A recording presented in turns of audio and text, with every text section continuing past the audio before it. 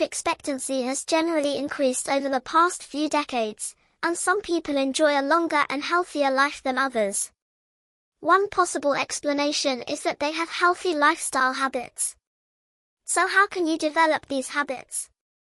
Start by looking at food labels, paying attention to ingredients and nutrients, such as vitamins and minerals. Avoid having food with too much salt or sugar, such as fast food. Furthermore, add more fresh fruits and vegetables to your diet, and remember to eat a big breakfast and a small dinner. If you have not been very active, start exercising slowly, but regularly. To begin with, choose the type of exercise that is suitable for you. Then, start slowly, for example, by doing exercise for only 5 to 10 minutes a day. When your body is ready for more exercise, you can work out longer. Finally, exercise regularly to always keep your body fit and your mind happy. A good night's sleep is very important. Before you go to bed, avoid having coffee or energy drinks. Exercise can help you have a better sleep, but avoid exercising right before bedtime.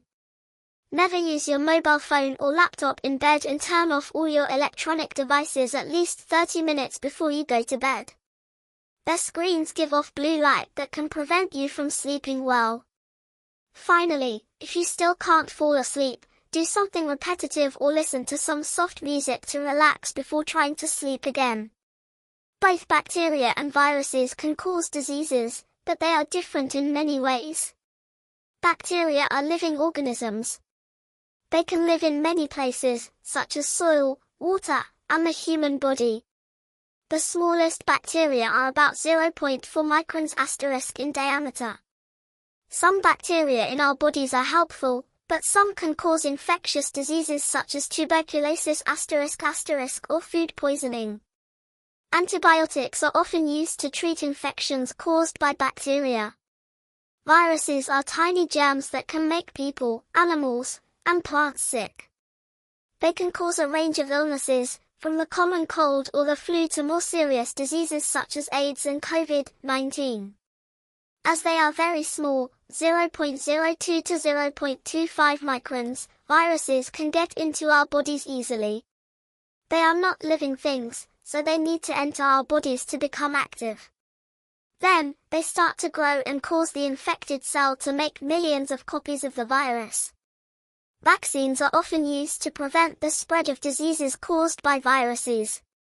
Over the past 2 centuries, different generations were born and given different names. Each generation comes with its characteristics, which are largely influenced by the historical, economic, and social conditions of the country they live in. However, in many countries the following 3 generations have common characteristics. Generation X refers to the generation born between 1965 and 1980. When Gen Xers grew up, they experienced many social changes and developments in history. As a result, they are always ready for changes and prepared to work through changes. Gen Xers are also known as critical thinkers because they achieved higher levels of education than previous generations. Generation Y, also known as millennials, refers to those born between the early 1980s and late 1990s.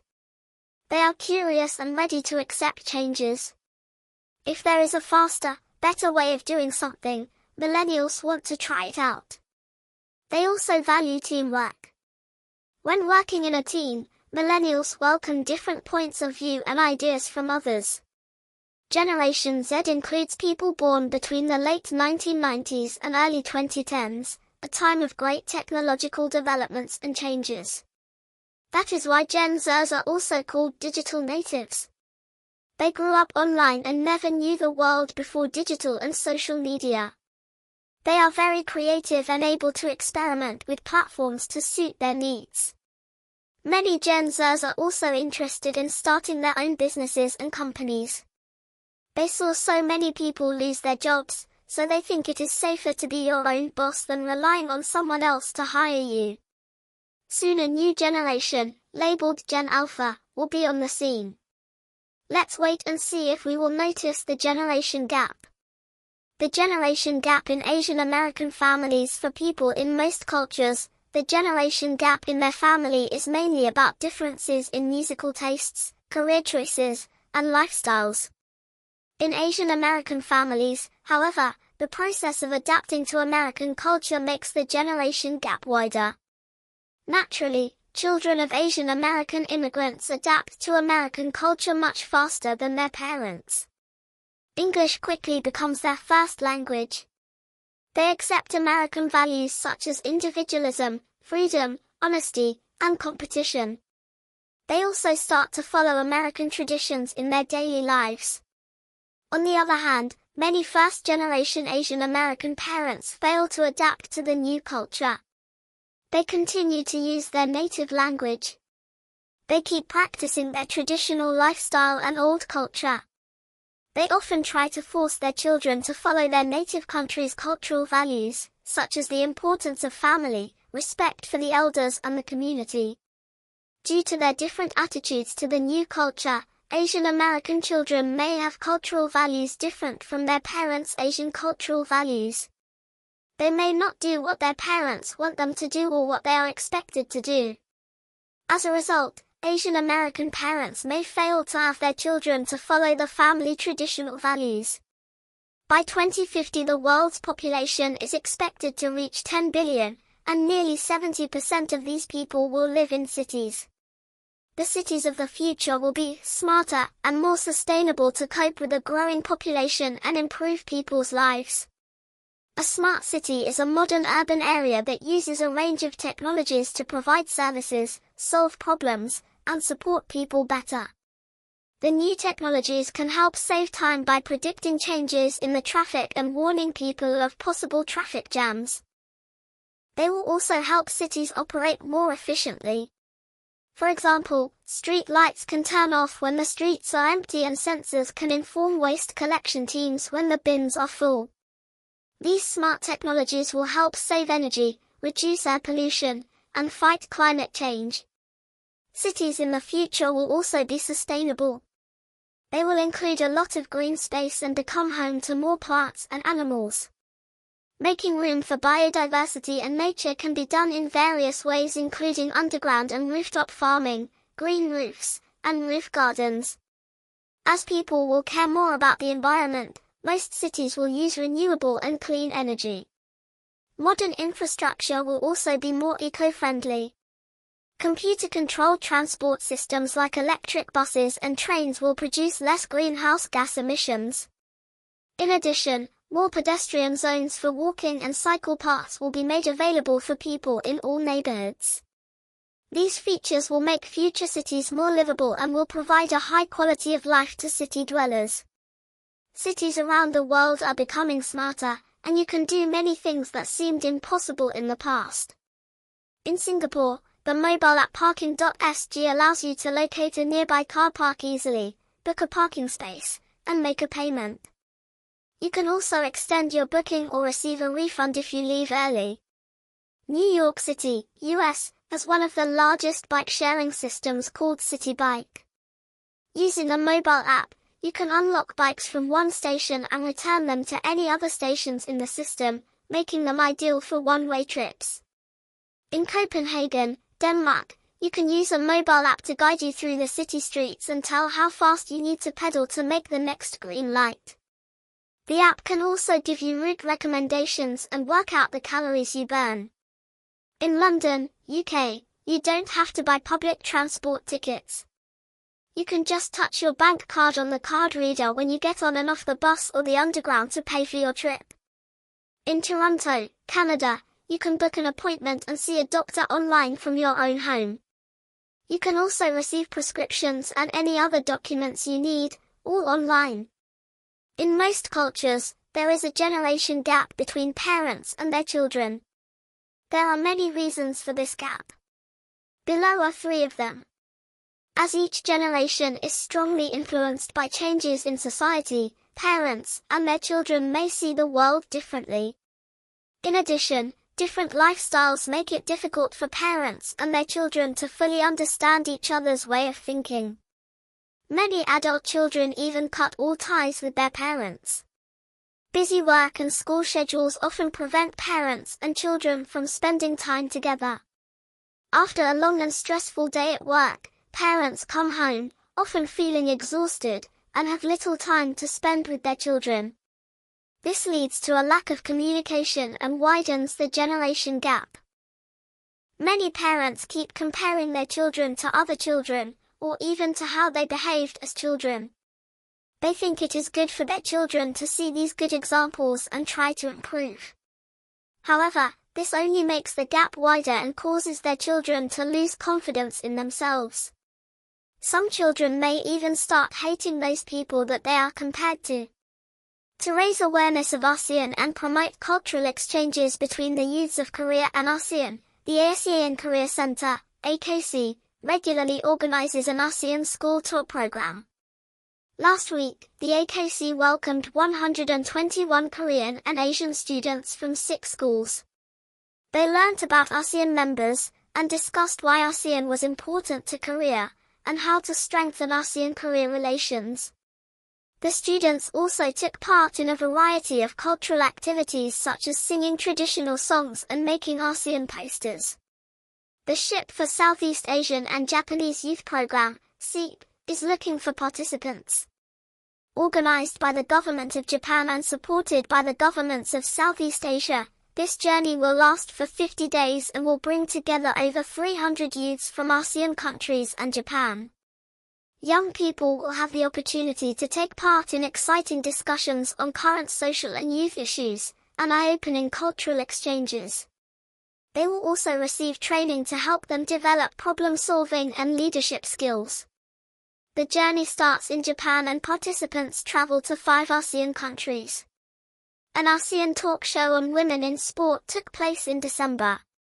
Its goal was promoting gender equality in and through sport. It featured 10 female sports representatives from 10 ASEAN countries. The talk show also discussed the rights of sports people with disabilities. All participants agreed that women and girls should be given more opportunities to play sports and represent their countries at international events. The talk show was live-streamed on the ASEAN webpage. In ASEAN, besides welcoming the New Year on the 1st of January, there are several cultures that celebrate New Year's Day later in the year. For example, Vietnam, Singapore, Indonesia, and parts of Malaysia follow the lunar calendar, so their New Year festivities often take place in January or February. Lunar New Year is a time for them to honor ancestors, get together with family and friends, have a big family meal, and wish one another prosperity for the year to come. The streets and houses are decorated, and fireworks are lit to scare away bad luck. There are also parades, street parties, and art performances in the New Year celebrations. People in Laos, Cambodia, Thailand, and Myanmar celebrate the arrival of the New Year according to the Buddhist calendar. Their New Year's celebrations are in April. People in these countries follow traditions such as offering rice to Buddhist monks to show their respect and receiving wishes for good luck and health from them. They decorate their homes, cook traditional dishes, and splash each other with water. There are also art performances, folk games, and dancing. In these cultures, it is believed that water will wash away bad luck and ill health from the old year and allow people to start the new year fresh. In 1994, the UN decided to bring together world leaders for an annual event, known as COP or Conference of Parties, to discuss climate change. This year's conference will review what has been achieved and discuss the key goals. The first goal is to limit the global temperature rise to 1.5 degrees Celsius. This will require reducing global co-emissions by 50% by 2030, and by 2050 achieving a balance between the greenhouse gases released into the atmosphere and those removed from it. The second goal is to reduce the use of coal, which is the dirtiest fuel and biggest source of planet-warming co-emissions. Countries will have to stop building new coal plants and switch to clean sources of energy. The third goal is to end deforestation.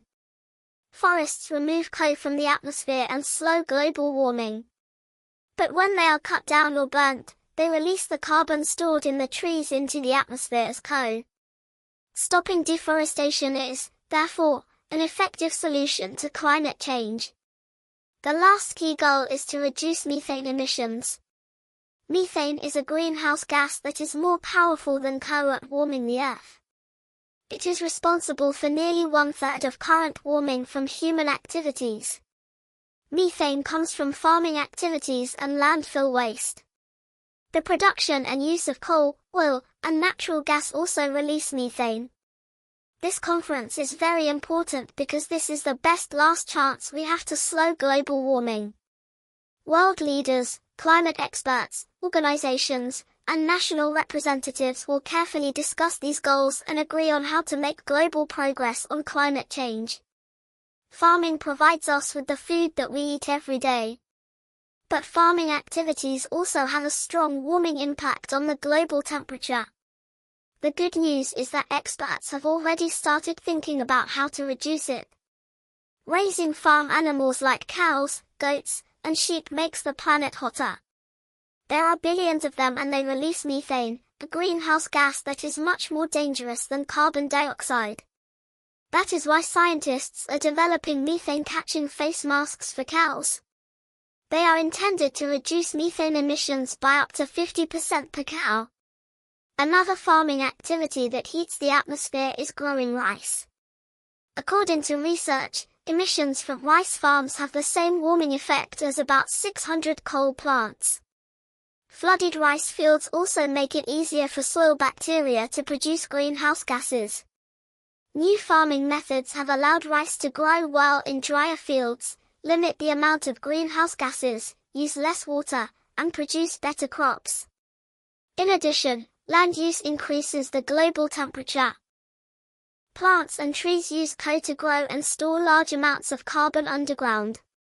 Cutting down or burning forests to create farm fields and land for feeding animals releases tons of carbon dioxide and other greenhouse gases into the atmosphere every year.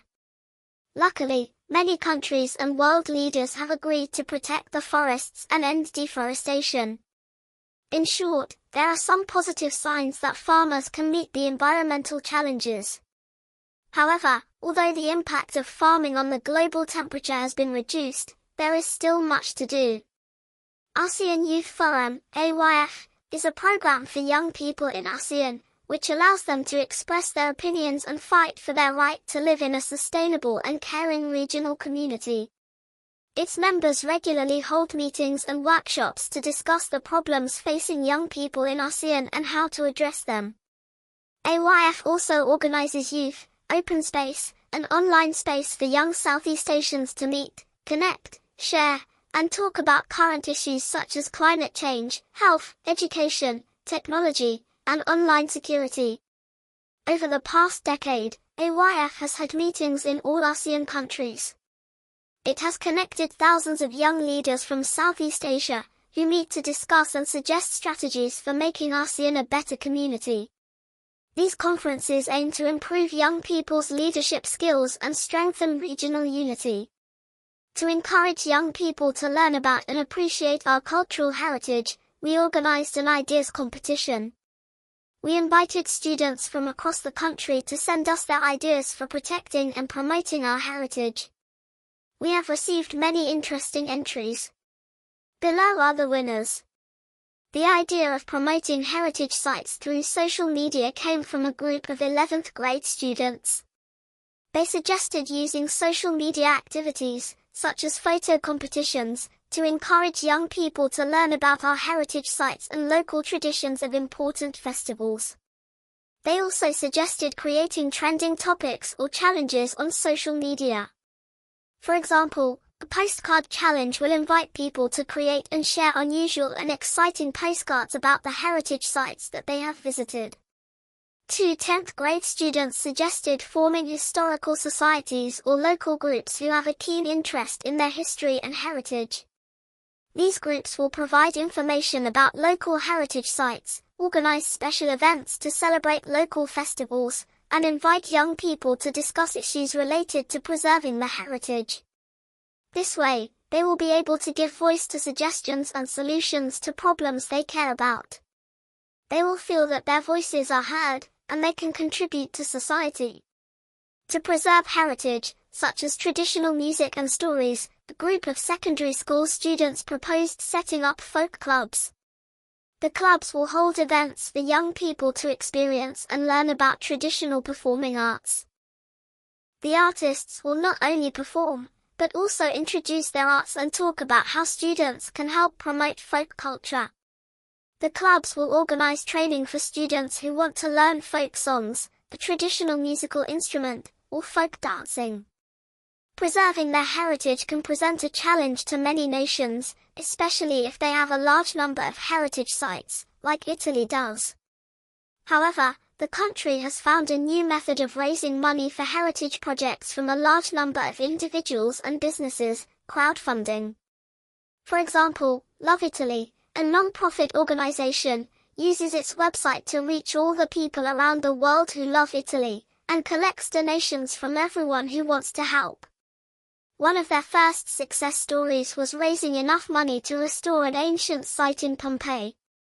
In Australia, individuals and companies have to pay a fine of $1,000 to $5,000 for any damage to heritage sites or objects, regardless of whether they can be repaired. In some cases, the fines are heavier, and people could even face time in prison. The authorities hope the harsher punishments can stop people from destroying or damaging cultural sites and items, and prevent heritage crime. Spain is one of the countries that has successfully promoted its cultural heritage through tourism. For many years, festivals such as La Tomatina, in which people throw tomatoes at each other, or Las Fallas, a 5-day festival of fireworks and light shows, in Valencia have attracted millions of local and foreign tourists. The unique architecture in Barcelona, home to 9 UNESCO World Heritage Sites, and Santiago de Compostela's Old Town, which is also on the World Heritage List, are famous all over the world. This month, Teen Talk magazine has received many letters from secondary school students asking about the different options for school leavers. We've talked to educational experts, and they think that young people should either continue their studies at a college or university or go to a vocational school. Higher education is really for people who want formal learning in order to get an academic degree. If you are good at certain subjects and need a degree related to those subjects, then university is the right choice for you. Besides studying, university students also have the opportunity to live independently, make new friends, and join different clubs. Many students still manage to work part-time during their university years. In addition, college or university students usually have an advantage over students from vocational schools when it comes to further studies after a degree. They will also have broader career options and an advantage in the job market. If you are not interested in traditional academic subjects and want to work in a specific trade, then vocational education is the right choice for you. You will gain the practical skills and knowledge necessary for a specific job. In addition, a vocational school may also offer you an apprenticeship. This type of training not only provides students with hands-on experience, but also gives them wages to cover their living costs. Most importantly, vocational training is usually much shorter than a college or university course. After getting their vocational qualifications, graduates can immediately start work and earn a salary. There are a lot of educational opportunities for school leavers today. You can choose from hundreds of vocational schools or higher education institutions to continue your educational journey.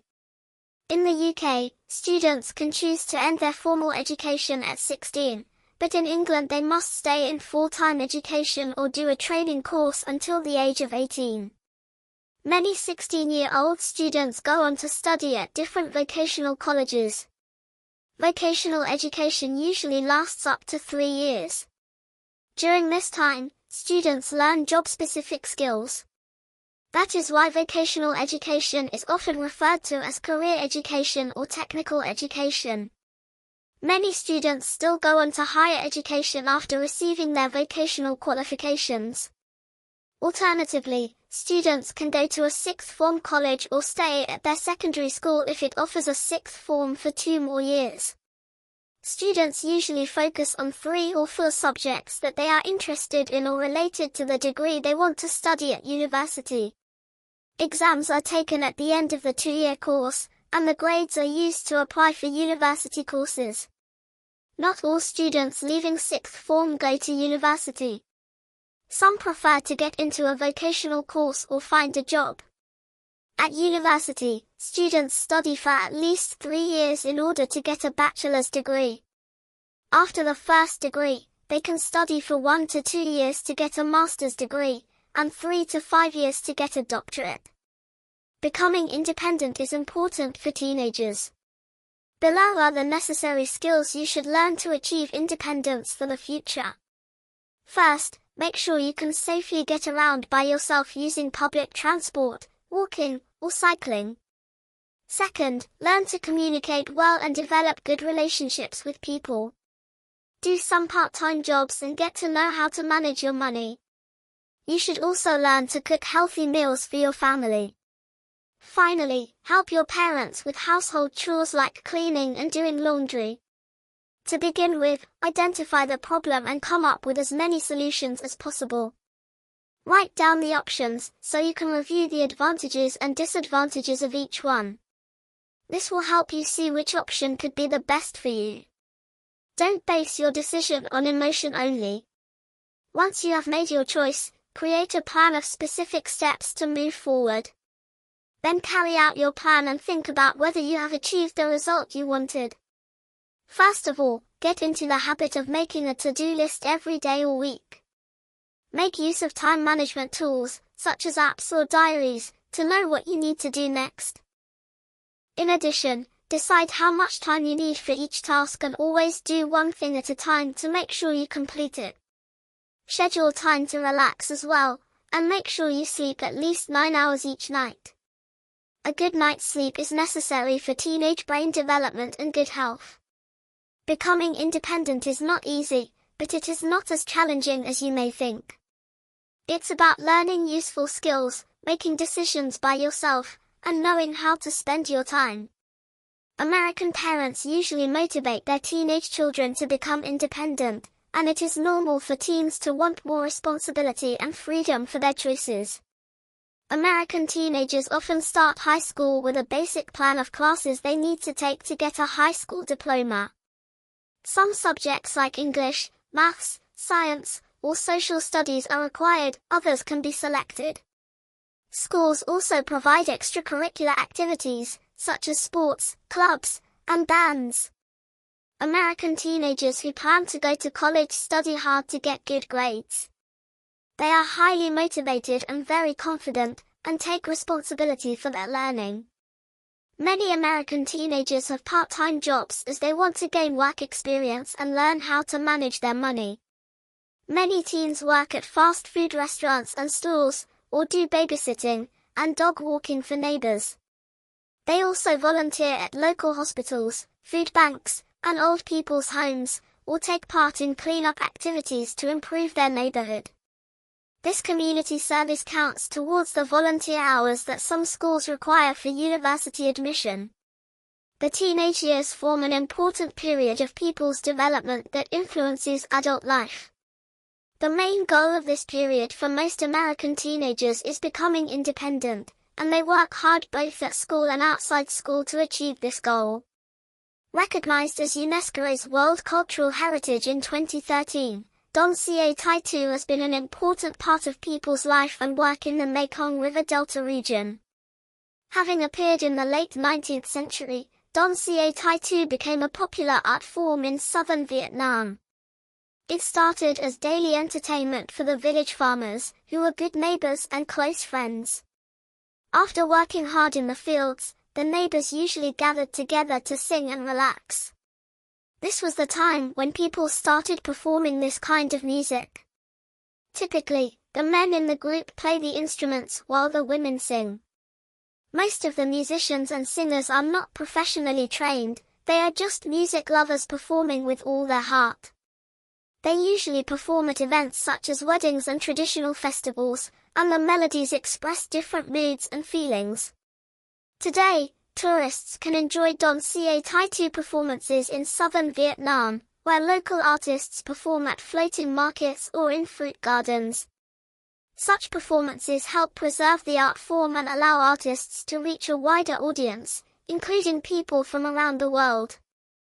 My parents don't want me to hang out with my friends from school.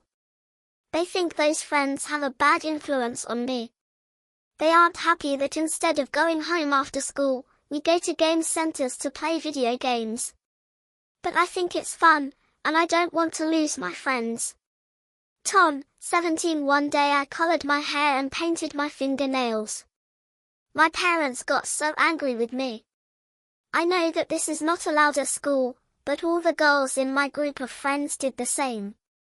I don't want to be the odd one out. Man, 16. The emails we have received from teenagers this week point to the effects of peer pressure, which is when you do things because you want to be accepted or valued by your friends. If teens fail to do what their group of friends want them to do, they may not be accepted or may even be bullied. In many cases, peer pressure can lead to depression, low self-confidence, distance from family and poor school performance. It can also lead to bigger social issues. It was reported that 70% of teenage smokers surveyed in the US started smoking because they had friends who were smoking. It is not always easy to stand up to peer pressure, but sooner or later you need to decide what is best for you. Choose the right friends, learn to say no when you don't feel comfortable, and don't hesitate to talk to an adult when the situation looks dangerous. And remember, it's sometimes okay to be the odd one out. In many countries around the world, it is not easy growing up because teens are dealing with many social issues. A study carried out by a famous research center in the US found out that the following were among the most serious ones. Anxiety and depression. 7 in 10 teenagers considered them a serious problem among their peers. The main source of teenagers' anxiety and depression was social pressure, such as the pressure to look good, to fit in social groups, and to be good at sport. Bullying. 55% said that bullying was a major problem for teenagers, and around 15% admitted that they had experienced some form of cyberbullying. Girls or younger students were more likely to be victims of bullying. Poverty. 4 out of 10 teens said that poverty was also a major problem for them. In fact, about 20% of the teens in the survey struggled to live below the poverty line every day. The survey results suggest that more support should be provided to help teenagers avoid serious social issues and enjoy a happier life. U Minh Thuong National Park is located in An Bien, An Minh, and Vinh Thuong districts of Kiên Giang Province, about 60 kilometers south of Rach Gia city center. This place is considered one of the most important sites for ecosystem conservation in the Mekong River Delta.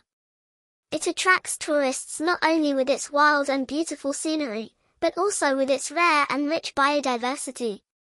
U Minh Thuong National Park covers a large area of freshwater wetlands, including mangrove forests. Its central part is surrounded by waterways with a series of gates, which are used to manage the water level. Home to 226 species of plants, U Minh Thuong National Park is the region with the richest biodiversity in the Mekong River Delta. It used to be one of the largest habitats for water birds in the area, but their home was badly damaged by forest fires in 2002. Now there are about 200 types of birds in the park, including some unique birds like the great spotted eagle. 32 types of mammals have been found here. 10 of them, including the fishing cat and Sunda pangolin, are on the list of rare and endangered species, native to Vietnam. The ideal time to explore U Minh Thuong National Park is from August to November, known as the floating water season of the region. Tourists can take a boat trip to experience nature and wildlife. Visitors can go to Trang Doi, a place where thousands of bats gather, hanging on the trees like huge fruits. Another popular place to visit is Trang Chim, a large area with thousands of colorful birds. So if you love nature, you should definitely go to explore this amazing natural park. The healthier our ecosystems are, the healthier our planet and its people become. Ecosystem restoration can help end poverty, fight climate change, and prevent loss of flora and fauna on every continent and in every ocean. Below are 2 examples of successful ecological projects. The goal of this project is to create the largest living structure on the planet. The plan is to restore 100 million hectares of damaged land, limit the amount of carbon dioxide and create 10 million green jobs in Africa. This will provide rich land, food security, and improve the region's ability to deal with climate change.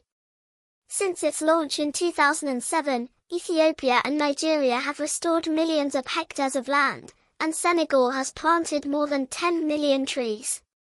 The Belize Barrier Reef was once described as the most amazing reef in the West Indies. It is home to a large diversity of plants and animals. It is Belize's top tourist destination, popular for scuba diving and snorkeling, and a UNESCO Natural World Heritage Site.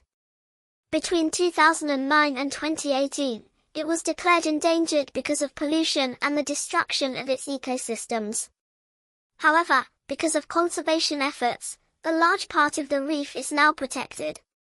There are 7 marine reserves. Belize has also stopped oil drilling near the barrier reef, banned plastic products, and created no-take zones, where removing plants and animals is not allowed. As the oldest national park in Vietnam, Cuc Phuong is a natural habitat of many rare animals and plants in Asia.